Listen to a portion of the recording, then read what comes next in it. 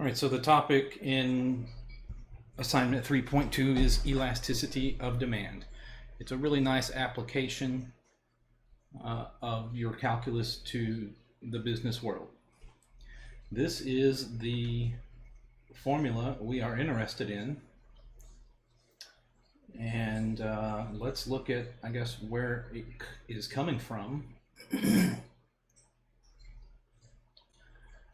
We are curious here about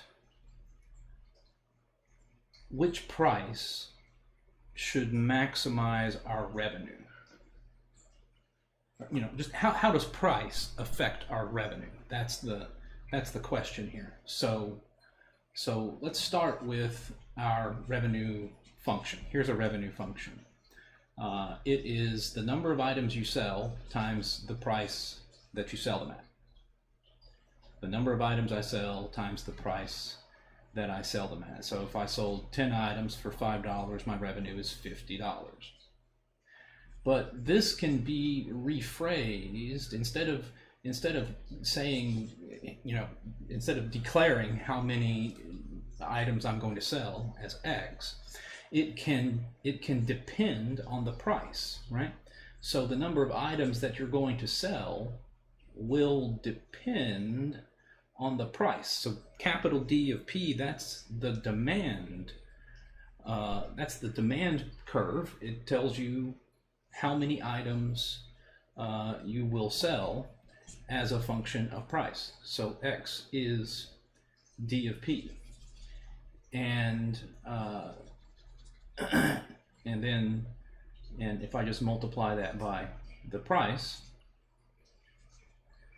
then this is the same thing as this. It says the number of items times the price. So now I have an expression for revenue, but in terms of the price. So this would still be a revenue function, but now it would depend on the price P. And let's take a derivative of R of P, and we do the derivative of the first. It's a product rule, right? So the derivative of the first times the second plus the derivative of the second, which was just a constant, so it's 0, and then times the first. Okay, now if I wanted to maximize, if I wanted to maximize my revenue, then this would be equal to 0 if I wanted to maximize it. And I could study this equation. Right? So if I can, so for whatever P satisfies this equation, if P satisfies this equation, then my revenue would be maximized.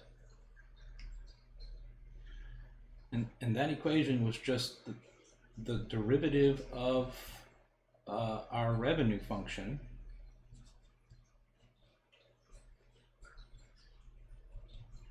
Here it is. This is the derivative of our revenue function set equal to 0.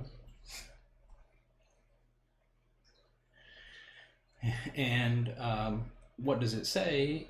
Well, let me move this term to the other side, and we would have D of P equal to a minus D prime of P times P. Let me put the times P out front here. So it's minus P times this. So it's saying to me that the price where revenue is maximized satisfies this equation where these two things are equal to each other.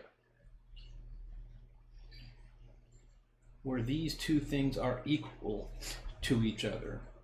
So if only minus P times D prime of P over the demand as a function of price, if these things were equal to 1, then they would be equal to each other.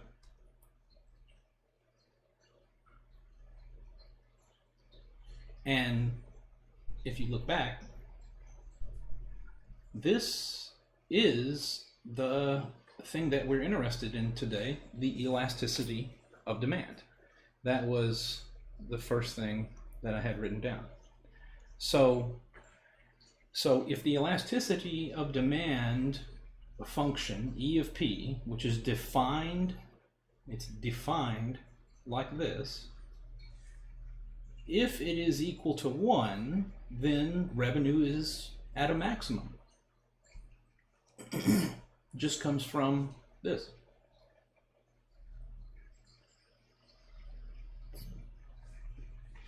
However, if it's less than 1 or greater than 1, we have a different interpretation.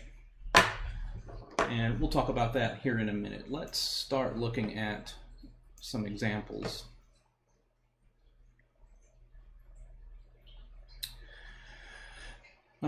We have here a price-demand equation. P is equal to 8/5 minus 1 over 2,500 times X.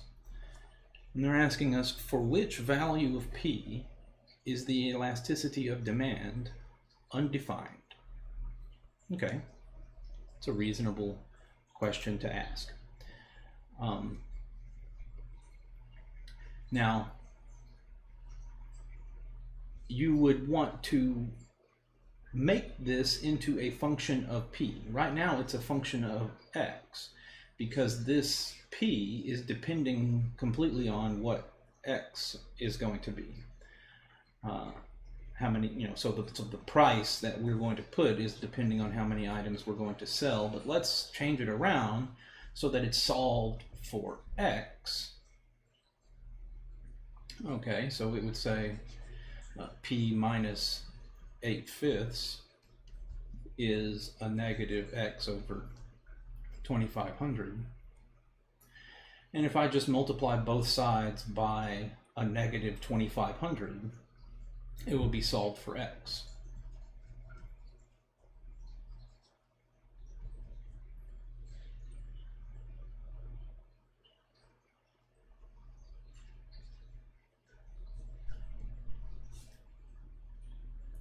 Here, let me make it more clear for you. So this says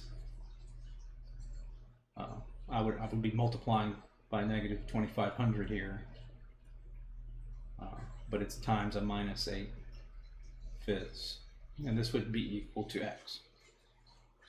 And the 2,500 and the 5 have some cancellation, and each of these is negative. So it's just 8 times 500.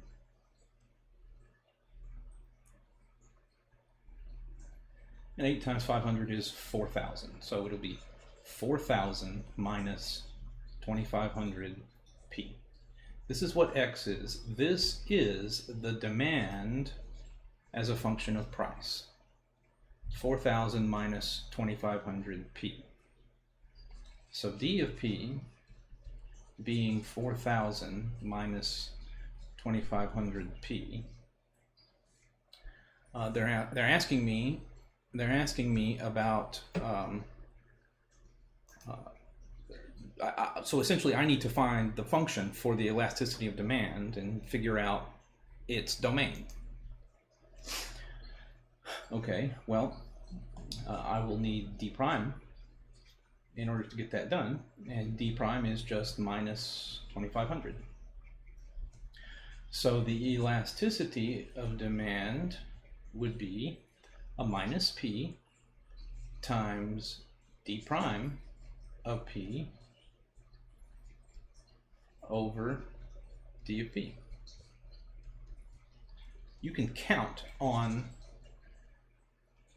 questions on the test, the fill-in-the-blank questions, not fill-in-the-blank, but the short answer questions being more than likely being about this idea. Not this specific idea of where is it undefined, but about elasticity of demand. So I will get minus P times a minus 2,500 over 4,000 minus 2,500 P. P. All right. So the only way that this thing can be undefined is if P is equal to 4,000 over 2,500. So P must be different from 4,000 over 2,500.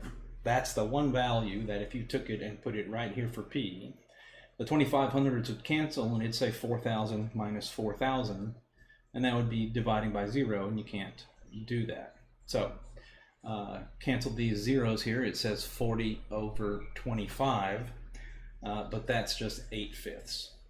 So the price cannot be equal to 8/5.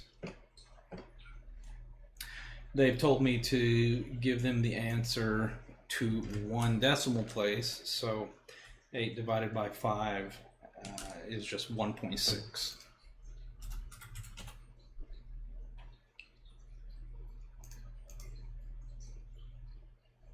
All right.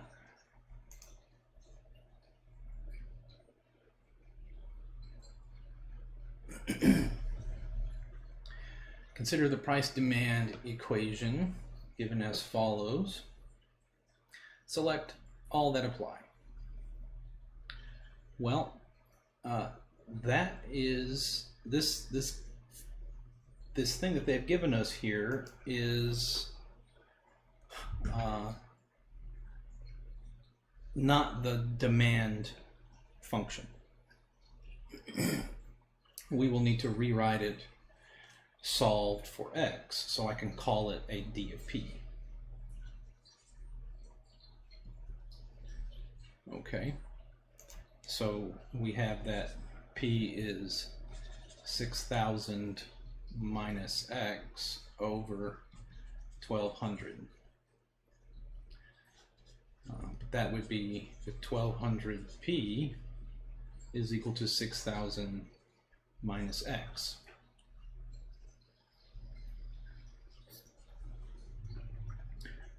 Okay, so then 6,000 minus 1,200p, that's what x is. Now that is my d of p.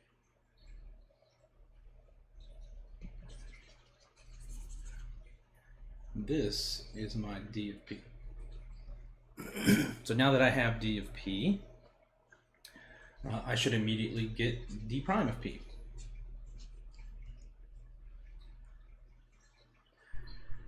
D prime of p would just be minus 1,200.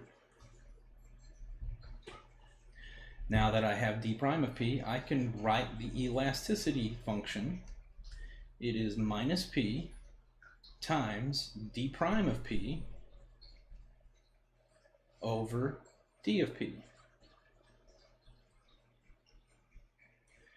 And I'll go ahead and simplify it a little bit. That's 1,200 p over 6,000 minus 1,200 p. And it does pay to simplify this a little further. Okay, so we can factor out 1,200 from the top and bottom. Right? If I factor out a 1,200 from the top and bottom and cancel it, then I would just be left with p over 5 minus p.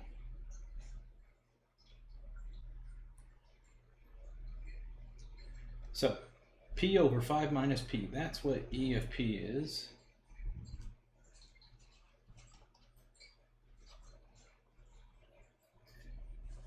Super.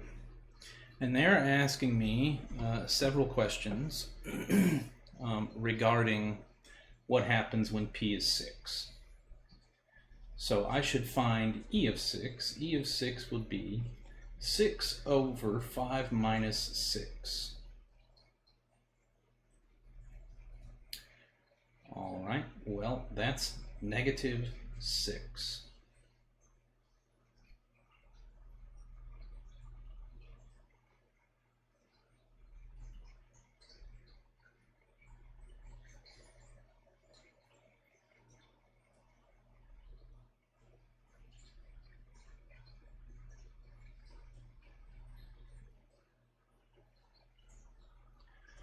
So we get this number, and how do we interpret it? Well, it's all going to be in relation to the number 1. Why is that? Well, if we come back here, we said that revenue is maximized when E of P was 1. It just came from us taking a derivative of the revenue function. And right at 1 is where revenue is maximized.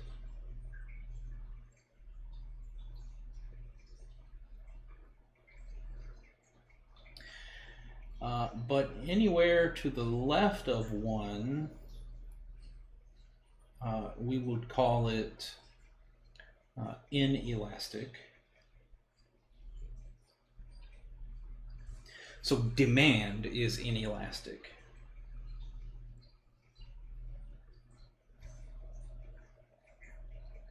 And to the right of 1, demand would be elastic. And if you think about what elastic means, it can stretch. It can stretch out or it can shrink. Mostly you should be thinking about, if it's inelastic, it's rigid. It's rigid, right? And if it's maximized, then the rubber band is stretched all the way out.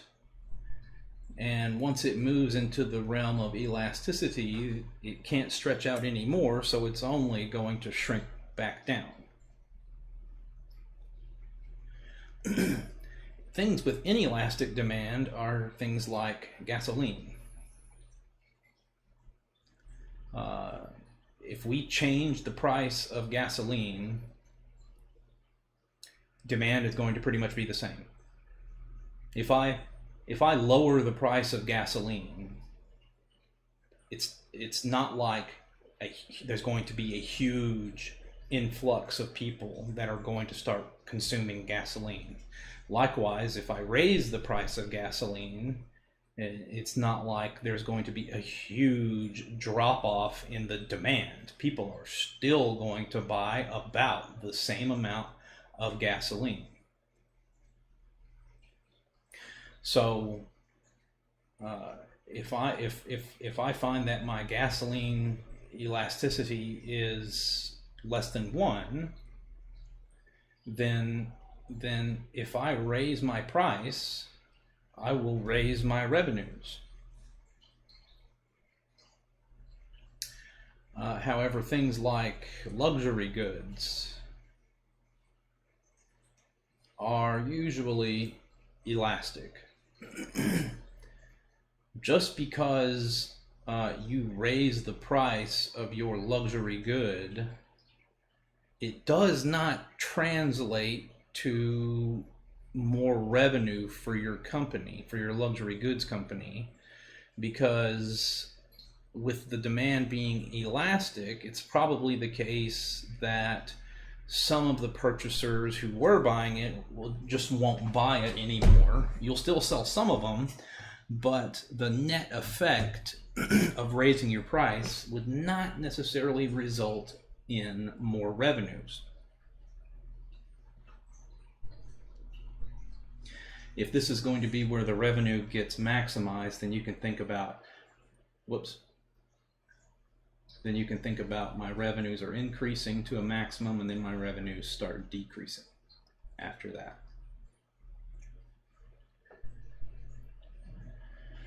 So we would be able to select these two options. When the price is 6, I get a number that's less than 1, so it's inelastic. That means that if I increase my price, I'm going to increase my revenues.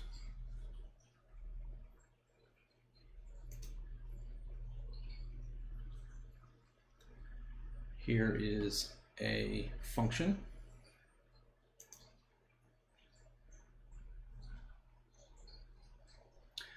they're asking me to find the relative and percentage rate of change of a function. And the reason this is even here is because the elasticity of demand can be established.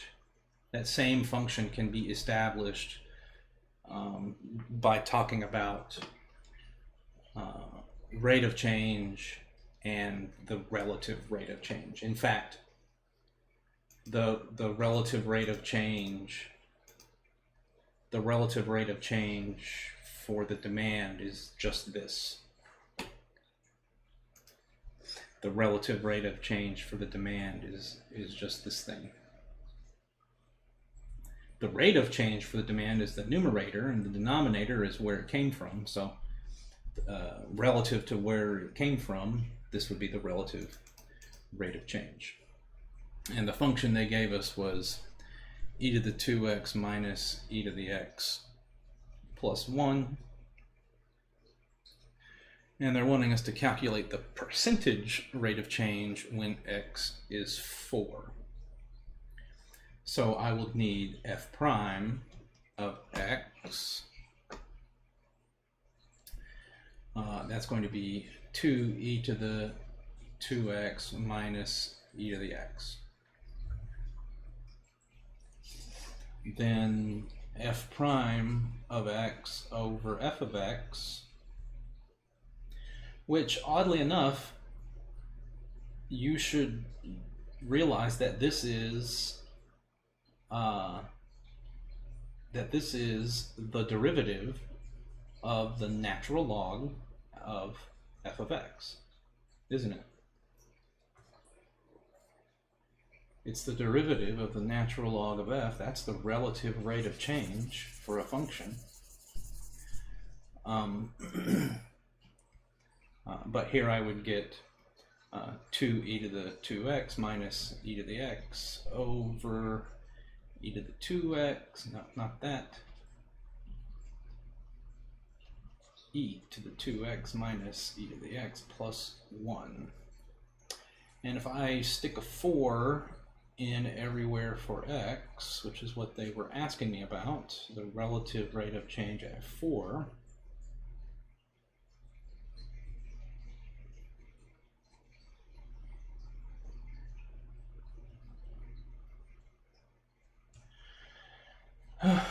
okay, well,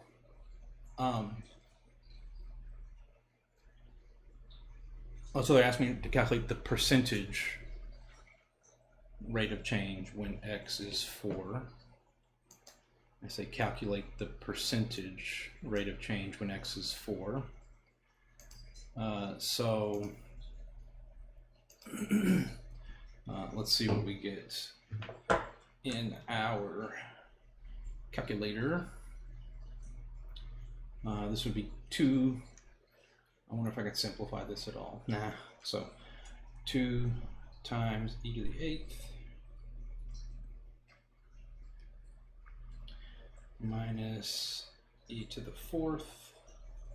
There's my numerator, okay, and then divide by, put some parentheses here, divide by, open some parentheses so I can type that whole denominator, e to the 8th minus e to the 4th plus 1, and I get 2.017967777, and so on. So this is just a number. It is the relative rate of change. Then the percentage that corresponds to this would be 201.796%, and they're wanting me to just round to the nearest integer and not put the percent symbols, so I should type 202.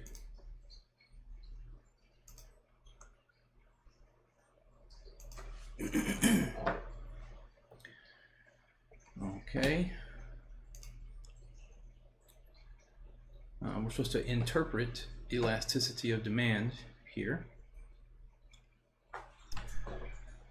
I've got product P and demand X, and this is how they're related. 40P plus X is 5,000. Calculate the elasticity of demand when the price is 10. Pick all of the options that are true. Okay, so here's my price and demand relationship. I should solve it for X. And if I solve it for X, it would say, if I solve it for X, it would be the demand as a function of price. That's the price demand equation. And it would say just 5,000 minus 40p. And the corresponding derivative of that is just minus 40. So then I can write my elasticity function, that's a minus p times d prime of p over d of p. All right. It pays to simplify these things, so I should factor out a 40 over 40. Factor out a 40 from the top and a 40 from the bottom, and you'd be left with a p in the numerator. And let's see, 5,000 divided by 40 is 125. So the denominator says 125 minus p.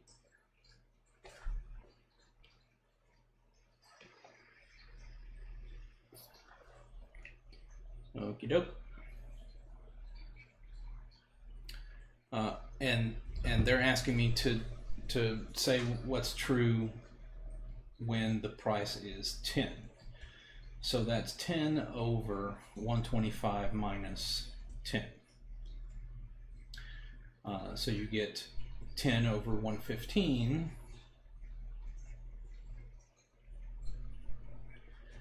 Right, and so that is clearly less than 1. It's less than 1. So that means that demand is inelastic.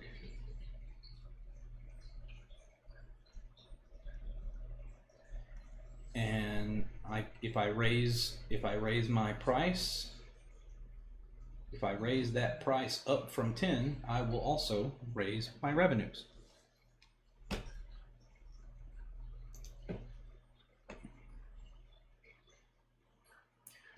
So it's inelastic, and revenue will increase with respect to price.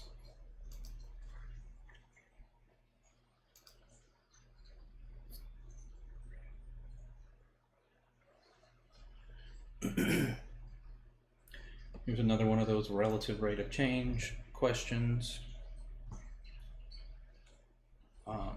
What is the smallest value of t such that the relative rate of change is given by r equals 2? Okay. I think they're meaning that capital R is the relative rate of change. It's a little weird that they didn't say that, but whatever. So they gave us the function f of t being 1 minus 2t plus 4t squared. Then f prime of t would be minus 2 plus 8t. So the relative rate of change, which is f prime of t over f of t,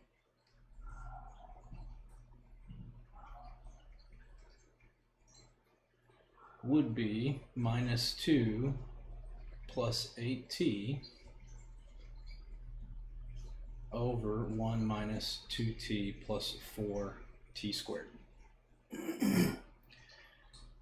And reminder, this is the derivative of the natural log of f of t. In the future, I might just jump straight to this. Actually, let me write it with this notation, it would be d by dt of the natural log of f of t.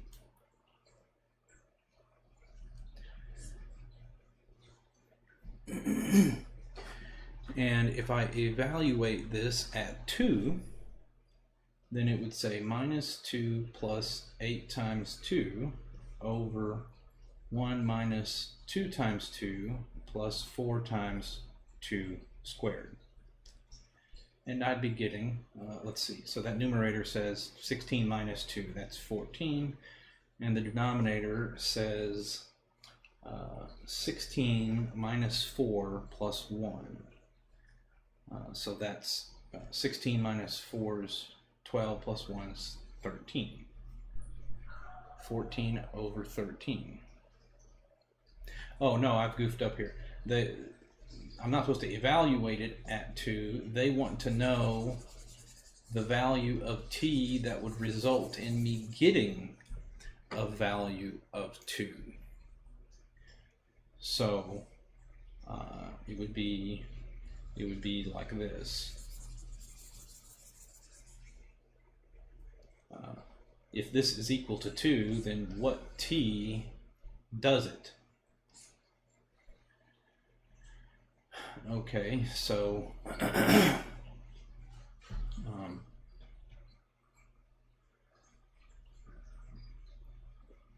you can see algebraically, if I factored a 2 out of the numerator, right? If I factored a 2 out of the numerator, you would say 2 times minus 1 plus 4t. Okay. If I divide both sides by 2, then this is gone and this becomes a 1. And if this fraction is equal to 1, then the top and the bottom are equal to each other. So we'd be looking at minus 1 plus 4t being equal to 1 minus 2t plus 4t squared. Okay, so then 0 would be equal to 4t squared minus 6t plus 2. And I'll factor a 2 out of that and divide both sides by 2, so that way you would get 2t squared minus 3t plus 1. And I can see that 1 is a root of this equation, right? If t were 1, then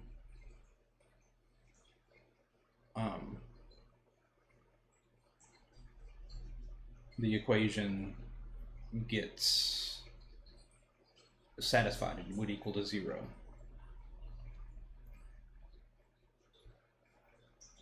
So then this other term would be 2t minus 1. And I guess I can check that that's true just by FOILing it out.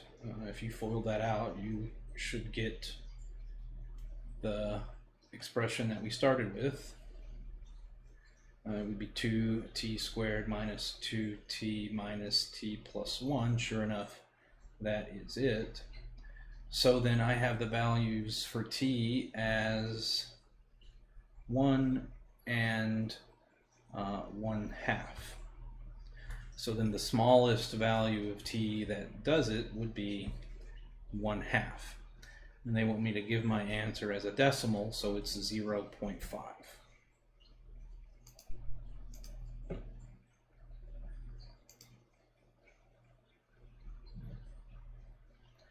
Yeah, you can see right here, they're saying R is F prime over F, which is some notation I've never seen before, but all right, compute elasticity of demand. Here they're wanting to know where that elasticity of demand is equal to 1, so that will be where the revenue is maximized. And the function that they've given me is or the equation they've given me is x plus 400p equal to 8,000. Okay, so if I solve for x, I will get a d of p, and that would be 8,000 minus 400p. Okay, and then the elasticity of demand would be a minus p. It's a minus p times d prime over d. Well, d was 8,000 minus 400p, and d prime would just be minus 400.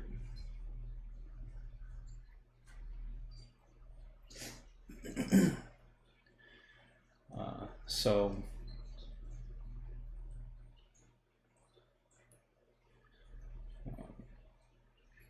I can factor out a 400 from the top and bottom and be left with p over 20 minus p.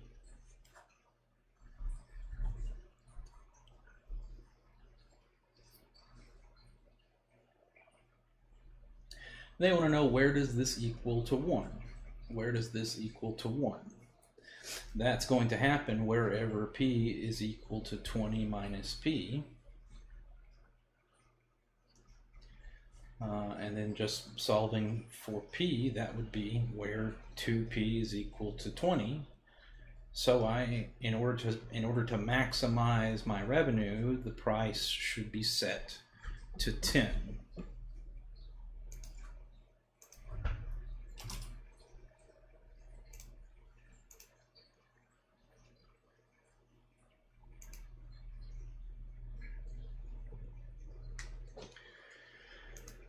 All right. What value of t gives a percentage rate of change equal to 0? So we should take the derivative of the natural log of f and put it equal to 0 and see what happens. Well, I'll tell you,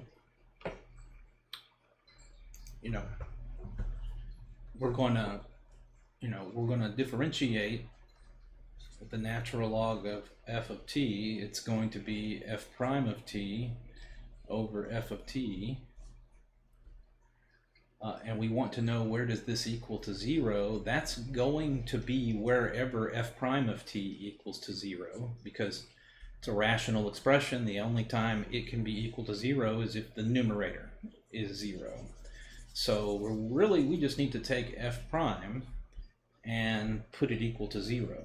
F of t for this problem was 1 minus 2t plus 4t squared. We've seen this already, so f prime of t was a minus 2 plus 8t. If that's going to equal to 0, then 8t would equal to 2, and that means that t is 1/4. And if I give my answer as a decimal, that's 0.25.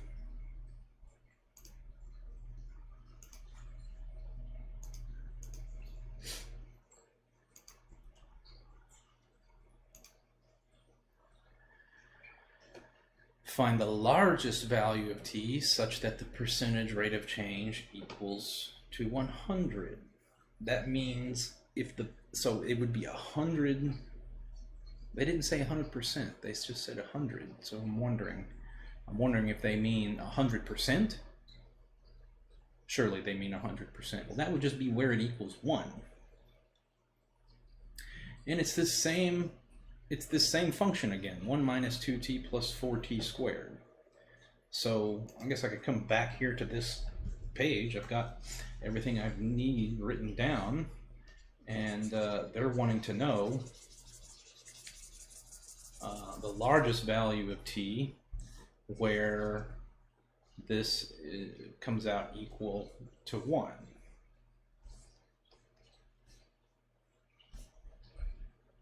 So that would be where these two things equaled each other, because it's a fraction, because it's this fraction equal to 1.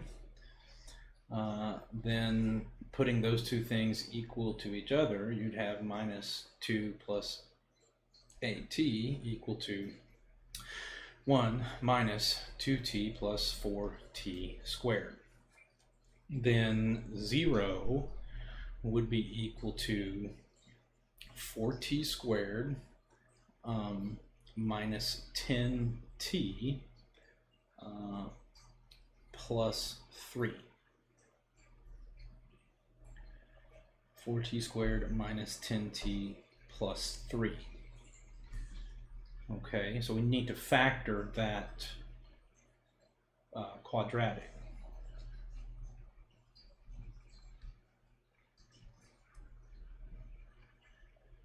And in order to factor this type of quadratic, if it factors over the rational numbers, if it has rational roots, then it should satisfy this system of equations. So if I multiply two numbers, I need them to be equal to the leading coefficient times the constant. However, if I add two numbers, I want it to come out equal to the coefficient on the t. And I'll study this system and see if I can solve it, and if I can, then I'll rewrite. If I can, then I'll rewrite this thing as 4t squared plus at plus bt plus 3, and I'll be able to factor it by grouping. It'll be much easier. So in order for me to see if I can solve this system, I will focus on the sum first. Focus on this sum first. So I need two numbers that add up to -10 and whose product is positive. So I could say, minus 1 minus 9. That's minus 10. But minus 1 minus 9, minus 1 times minus 9 is positive 9. It's not positive 12, so I have to keep going. I could have minus 2 minus 8, but that's minus 10, but that product, minus 2 times minus 8, is 16. It's bigger than 12, so I missed the 12. So I'm thinking that this will not factor over the integer or over the rational numbers. Let me just try with the quadratic formula instead. The quadratic formula will always work for you. And let's see. So t would have to be equal to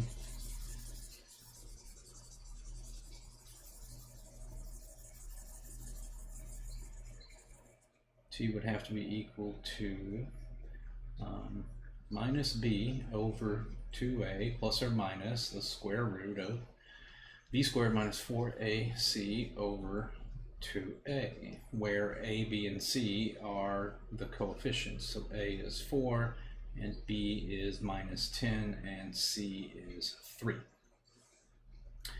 So I'd have 10 over 2 times 4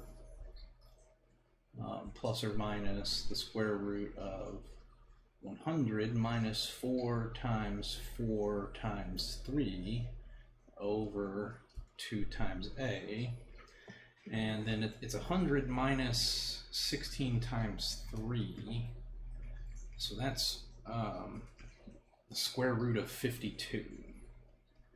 So that was why I couldn't factor it over the rationals, because it did not have rational roots. 10 over 8, that's 5 over 4, and then it's plus or minus the square root of 54 over 8. and 54 is, or sorry, not 54, 52.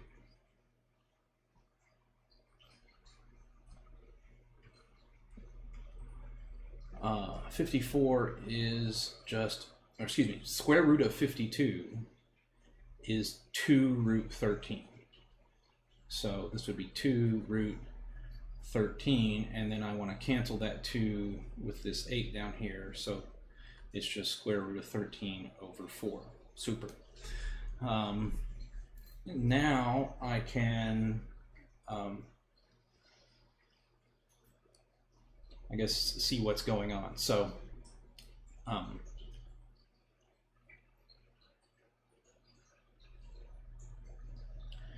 5/4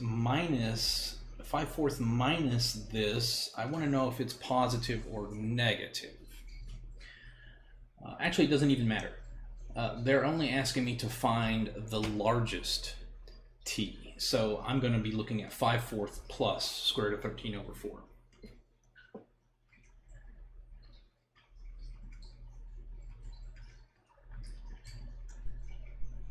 And that would be about 2.15. And they want it rounded to 1 decimal place, so that would be 2.6. Or I mean 2.2.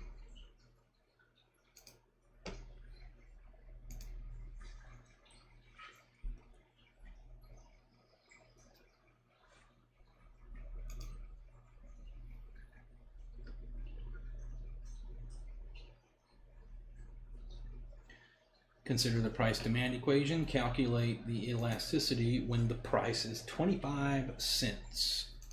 Okay, so the price is given by the number of units that I will sell. I should solve this for x. Hey, I've seen this already earlier in the homework set. So p minus 8/5, that would be a minus x over 2500, and then going ahead and solving that for x, we got a d of p, and it was just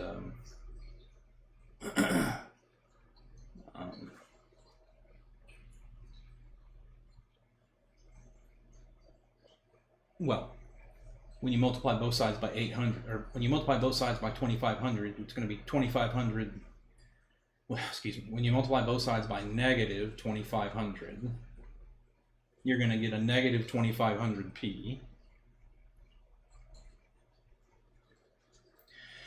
And multiplying this thing by negative 2500, the negatives cancel, and you'll have the 2500 and the 5 doing some cancellation as well, so it's just 500 times 8, which is 4000.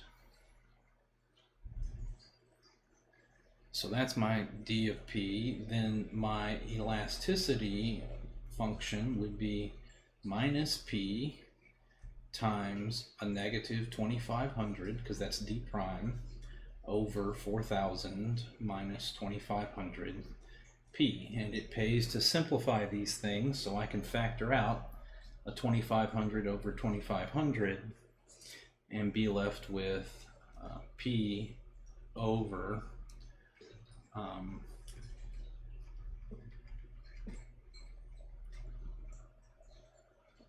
8/5 minus p. Well, I don't really like to do that, so I don't want to compound fraction. So instead, I'll just divide everything by 500. We'll factor out a 500 over 500 and be left with 5p over 8 minus 5p.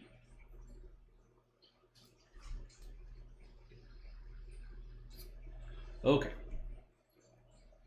So E of p is 5p over 8 minus 5p.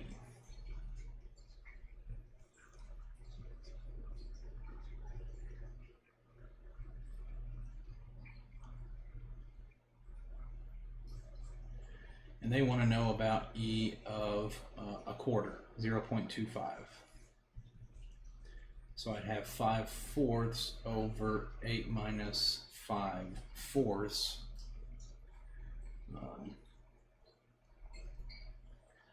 Let's get our calculator here. So 1.25 divided by 8 minus 1.25 gives me 0.185, and so on. They're asking me to round to 3 decimal places, so 0.185 is my answer.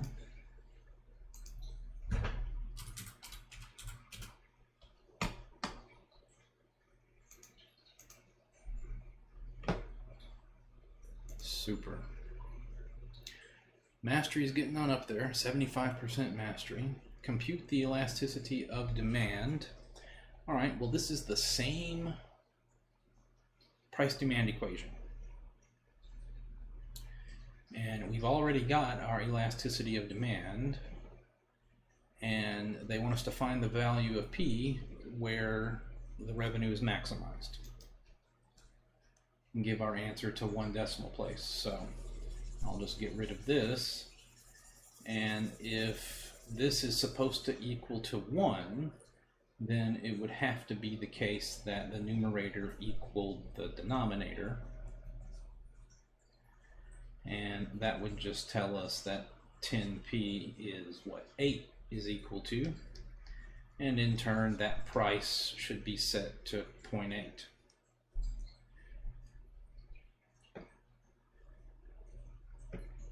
So you could see that in the last, well, I erased it already, but in the last problem we just did, the elasticity of demand for the price of 25 cents was less than 1.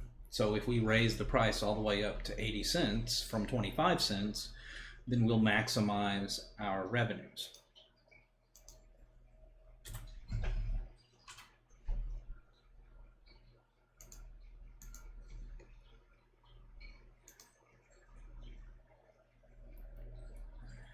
All right, here is the same price-demand equation, but I just figured out where it's maximized. It's maximized when the price is 0.8. If the price was less than 0.8, it's inelastic. So a price bigger than 0.8 is elastic. And here the price is 2, so it would be elastic. And an increase in price would actually lower my revenue, right? Because the demand would drop off more quickly than the revenue would increase from me raising the price. Whoops, what did I pick wrong? Is this the same? Is it not the same?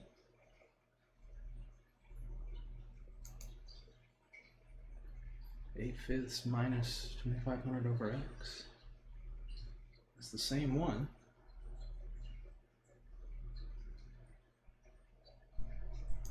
That's what I get for trying to shortcut. So we did this, and they're saying, they're asking me about E of P being 2.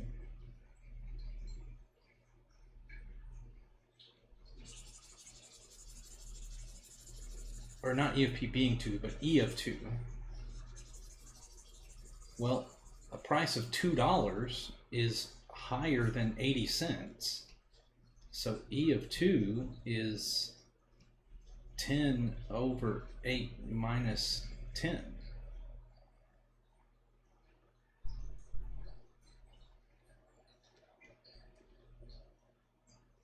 That's strangely a negative number.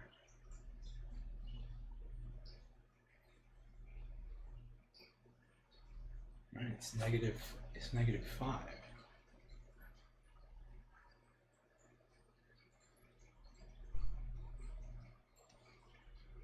And if that's 1, and we know that over here is inelastic,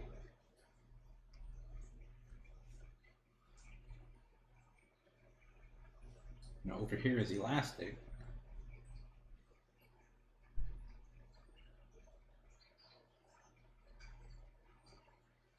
They're telling me that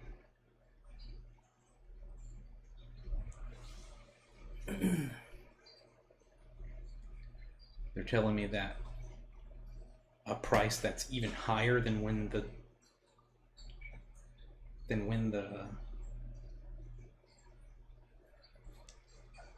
revenue was maximized is going to something's awry here.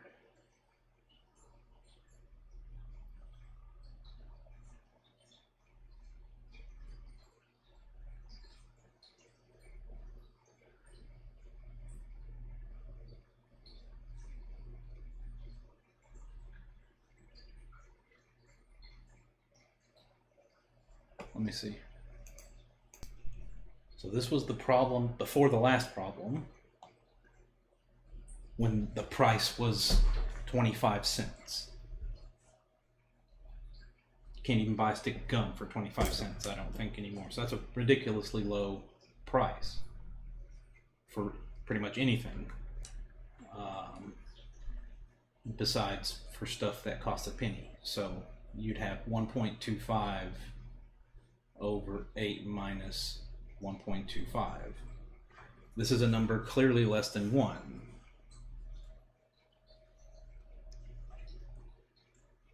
So it would be inelastic.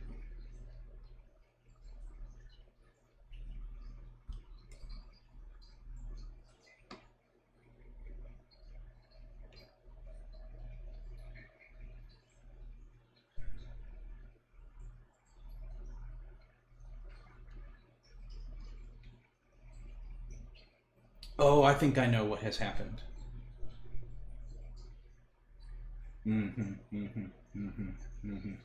So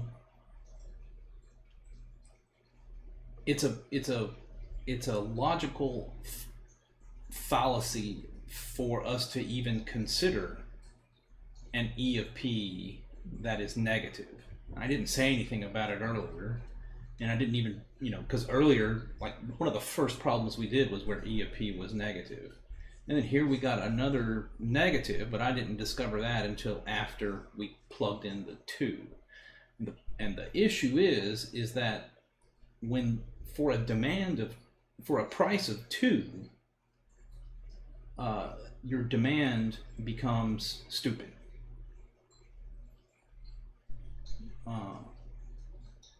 So look at what my demand would be if the price was 2. How many units would be demanded? Well, they demand 4,000 minus 5,000. That's the problem. You can't have a demand of 1,000 units. What does that even mean? It doesn't mean anything. All demand equations have a domain. Well, excuse me. They all have a range whose lowest value is 0.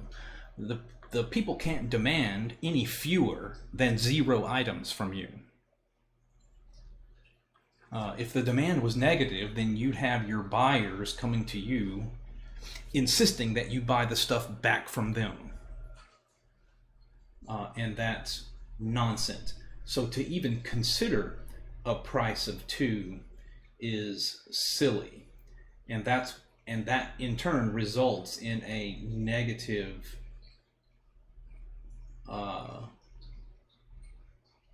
elasticity of demand. You can see from this here demand function that let's ask the question, how high can I raise the price before no one will buy anything from me? What's the highest? In other words, what price gives a demand of 0? Then it would just be 8/5. If the price was 8/5, then the demand is 0,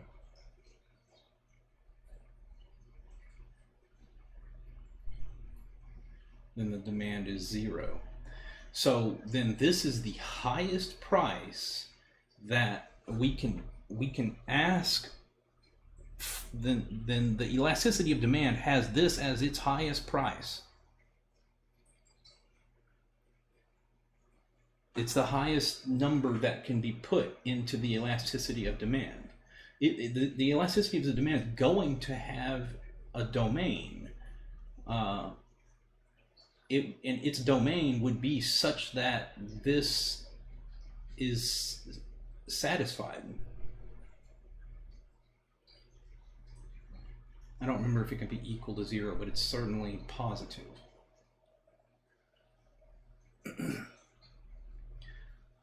I can have elasticities anywhere in here, and so consequently, this would lead me to uncover what the domain of the elasticity function would have to be, and it would have to be, well, I would ask the question. I would take a limit as p goes to something. I would take a limit of e of p and ask, where does this equal to 0?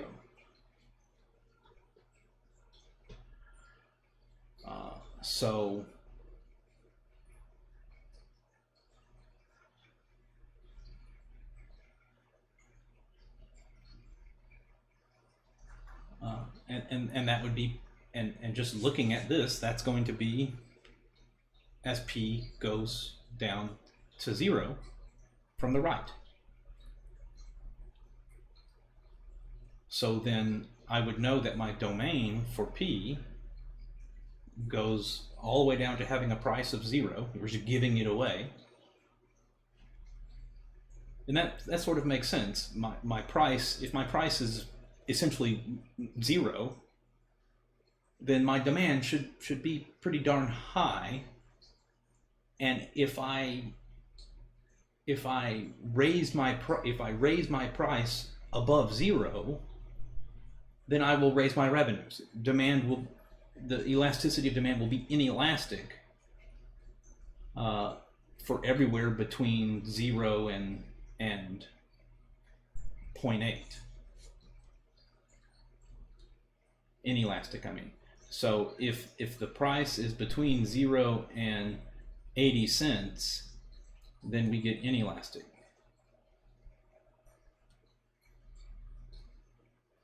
However, if I raise that price above 0.8, it's going to be elastic. But I can't raise it higher than 8/5, which is 1.6. And that's just coming from the limit as p goes to what of this e of p is equal to infinity, right? Because that's where e of p is going to live, and what price would do that? That would be the 8/5, and we'd be coming from the left.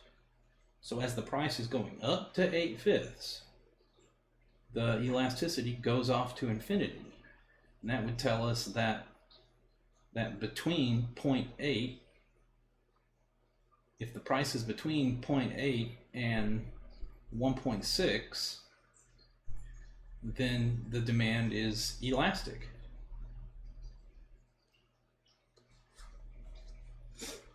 Then the demand is elastic. And I stand by this claim here and profess that the question is wrong and not me. And here's a graph that would show it to you. So 5p, let's change the p to x. 5x over 8 minus 5x. If you tried to graph this thing, this is our elasticity of demand function. Right here, you would have a vertical asymptote at 8/5, which is 1.6, and it has a horizontal asymptote at 0. So, and when x is 0, we just get 5/8. So the curve would go through this point. Then this thing is looking like this.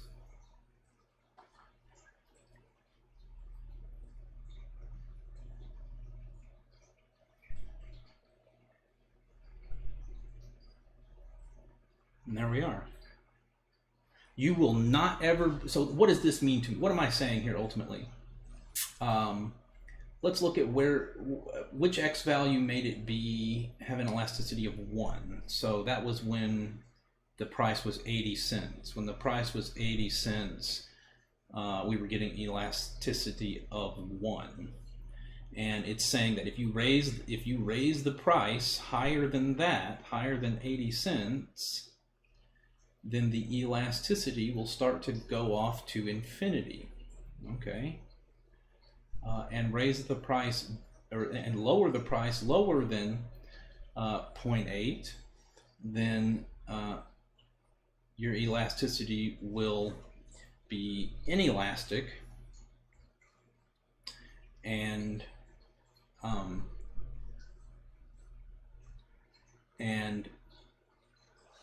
even if my price was 0,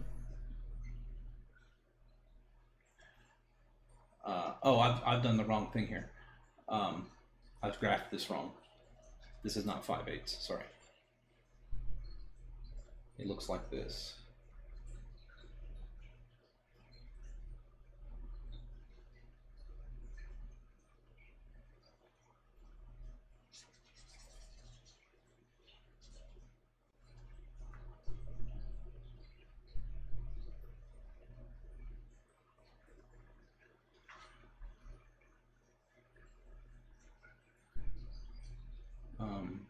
If x was 0, you get 0 over 8.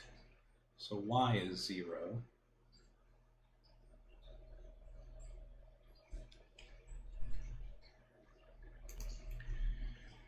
So it's actually going to have a horizontal asymptote at -1, and then that makes it go through the origin. Now it's looking good. So then when the price was 80 cents, we were getting an elasticity of demand value of 1. So it was right there that demand was that revenue was maximized at the price of 80 cents. Above 80 cents, the elasticity was going off to infinity. Below 80 cents, the elasticity was going off to, well, it was going down. And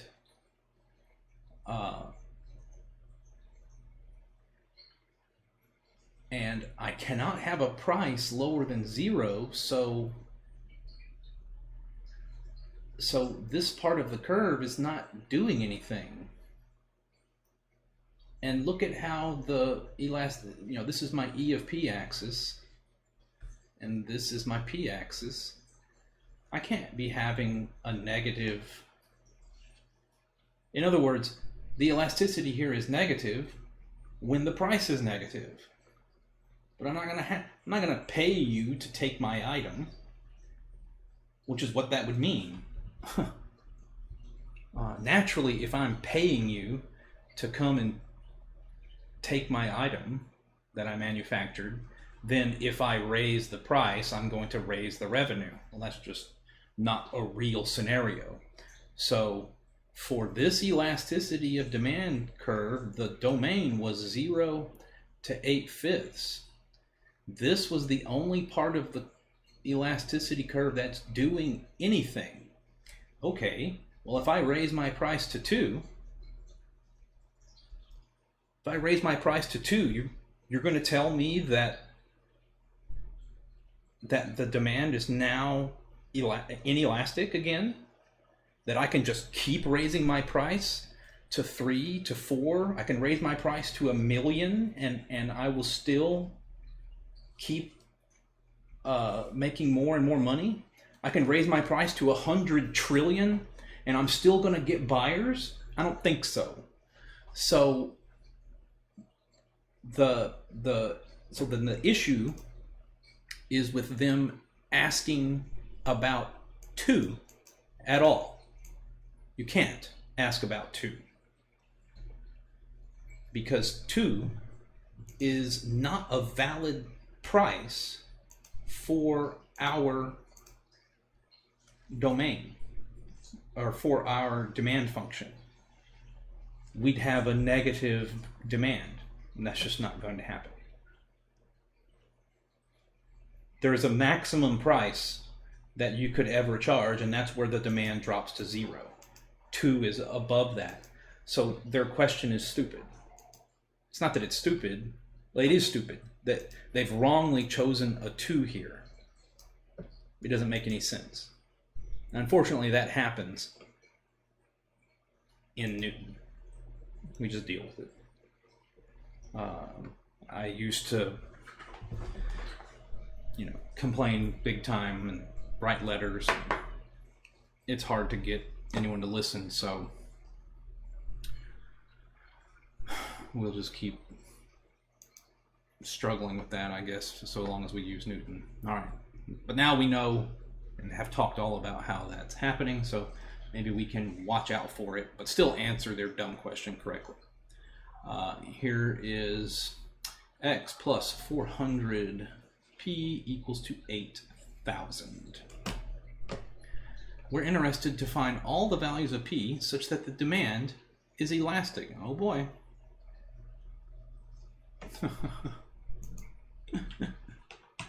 Let's do it. So then x would be 8,000 minus 400p. This is what d of p would be. All right.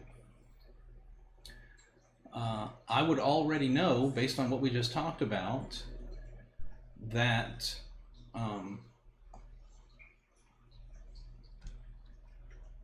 if p were 8,000 over 400,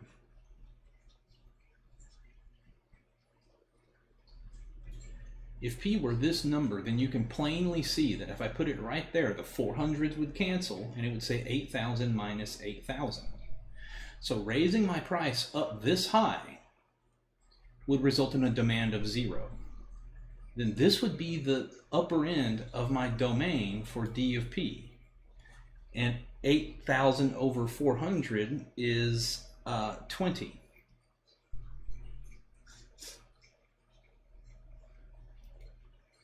So my price must be less than 20, and I can't put a price under 0. So this is the limit. This is the, I guess I could put them as less than or equal. So that way, if I put the price at 0, all 8,000 items I have will get sold, or given away, essentially. But if I raise the price up to 20, I won't sell a single one of them. That's what this demand equation is saying.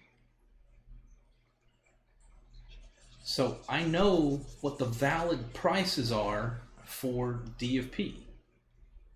It's the same prices that would be valid in e of p. So then this is also the domain of e of p. Okay, well, e of p would be minus P times D prime over D.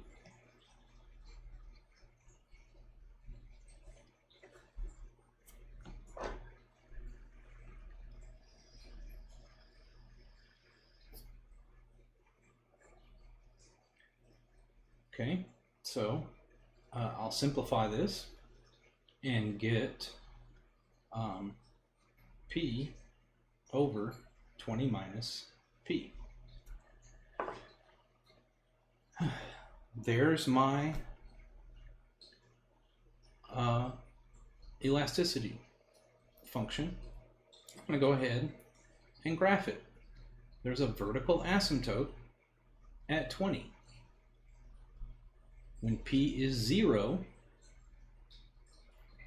it goes through the origin. So this is my price axis, and this is my D of P, or excuse me, my E of my elasticity axis.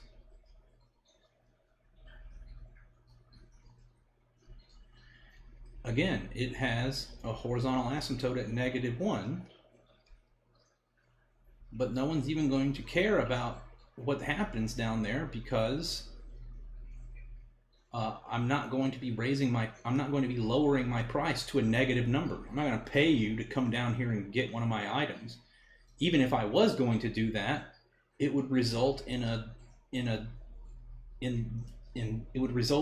demand of more than 8,000 units, which by this equation, I don't have more than 8,000 units to sell. Right? The domain is from 0 to 20. So the only valid, so the reality is, these are the only valid prices. And the reality is evidently different from whatever Newton is wanting to do. These are the only valid prices from 0 to 20. And I could tell you about where, if this is 1, right, then whatever price that is, that's where revenue is maximized. And below 1, it's inelastic, and above 1, it's elastic.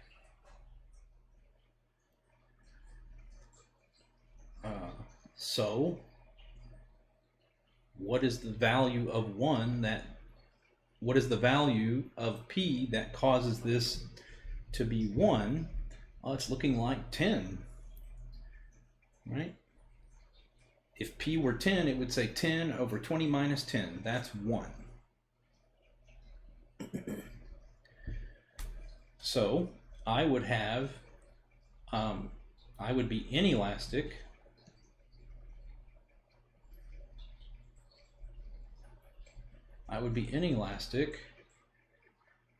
for prices between 0 and 10, and I would be elastic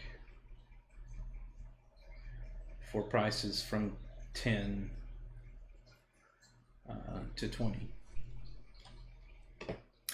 Now let's go over and see what the answer choices say. See how they would have goofed it up. Okay. And they're saying, we're interested to find all the values of P such that the demand is elastic. Well, that's from 10 to 20. They don't have their equal sign on the 20, and they probably should.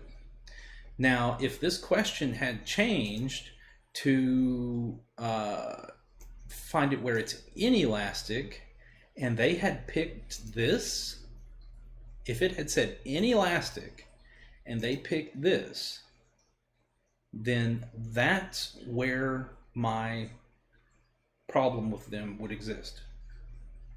Because this is the problem, this is the reason I got that last one wrong. This says that it's inelastic if the price is more than 20, but the price can't be more than 20. And you can see why from this graph. If the price is above 20, then the curve is doing like this. So naturally, it's less than 1. It's going to always be less than 1 for every price. You're not going to tell me, it cannot be the case that if the price is $19.99, no one will buy your item, the demand is incredibly elastic, and that suddenly if I raise my price to $20.01, people can't get enough of it and will come buy everything I have. That's not right.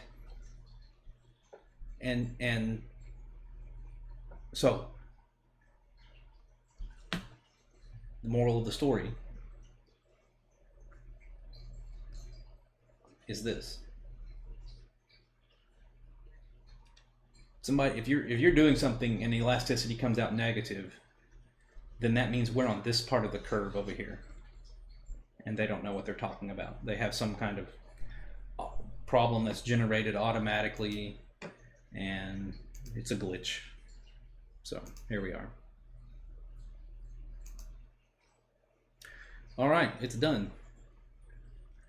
Super. You will absolutely see elasticity on the test. And I'm sorry that they had negative elasticities here. I'm fired up about it right now, so maybe I'll write another complaint.